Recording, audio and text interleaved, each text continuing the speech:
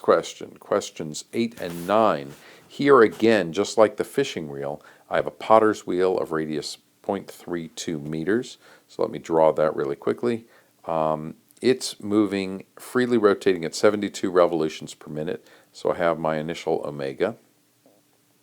And the potter can stop the wheel by pressing a wet rag against the rim. So what he's going to be doing is, if it's spinning counterclockwise, then he's going to be applying a clockwise force, which is going to be his force applied at some radius to give me a torque. Now we're actually going to be solving for the torque in here in part 2, so we don't even actually need the force and the radius itself, we're just going to need the torque. So we'll solve for that in part 2 here. But part 1, it gives me several variables. It gives me my initial omega of 72 for me, so I've got my initial omega.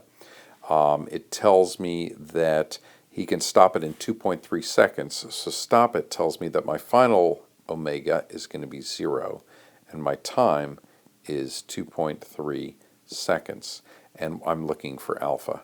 So here, my alpha is going to be my change in velocity. So omega minus omega 0 divided by time. So that's pretty straightforward for my alpha. Now part 2 says that I'm looking for my torque, and I know from before that just like F equals ma, my torque equals I alpha. So you need the I of the potter's wheel, which is going to be 1/2 mr squared alpha, and you're going to be solving for the torque. So that should be not too bad. Solve for the torque there, 1/2 mr squared alpha. Moving on to our next problem.